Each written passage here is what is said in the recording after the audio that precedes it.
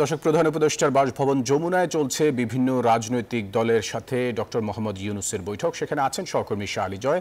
আমরা সরাসরি যুক্ত হচ্ছি তার সাথে।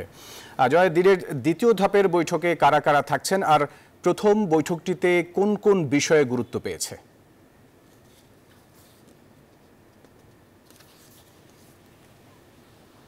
ফয়সাল, প্রথম ধাপের যে বৈঠকটি সেটি কিছুক্ষণ আগে শেষ হলো এবং বৈঠকে কি কি আলোচনা হলো সেই বিষয়ে কিছুক্ষণের মধ্যেই ব্রিফ করে জানানো হবে বলে আমরা জানতে পেরেছি। আপনি নিশ্চয়ই জানেন যে নানা ক্ষোভ এবং হতাশা থেকে প্রধান উপদেষ্টা ডক্টর মোহাম্মদ ইউনূস পদত্যাগ করবেন বলে এরকম একটি কথা গণমাধ্যমে ছড়িয়ে পড়ে এবং সেই পরিপ্রেক্ষিতেই কিন্তু আসলে বিভিন্ন রাজনৈতিক দল সরকার প্রধানের সঙ্গে বৈঠকের আগ্রহ প্রকাশ করে এবং সেই ধারাবাহিকতায় কিন্তু আজকে এই বৈঠকটি অনুষ্ঠিত হয়।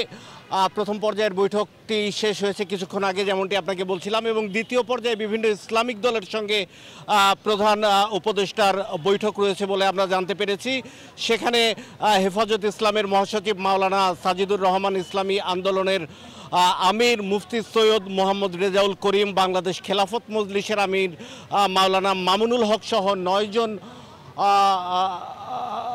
রাজনৈতিক নেতা প্রধান উপদেষ্টার সঙ্গে বৈঠক করবেন বলে আমরা জানতে পেরেছি। এবং আপনাকে জানিয়ে রাখি যে অল্প কিছুক্ষণের মধ্যেই এই প্রথম পর্যায়ের বৈঠকের ব্রিফিংটি অনুষ্ঠিত হবে এবং সরাসরি ফয়সাল আপনাকে সেখানে যুক্ত করার চেষ্টা করব।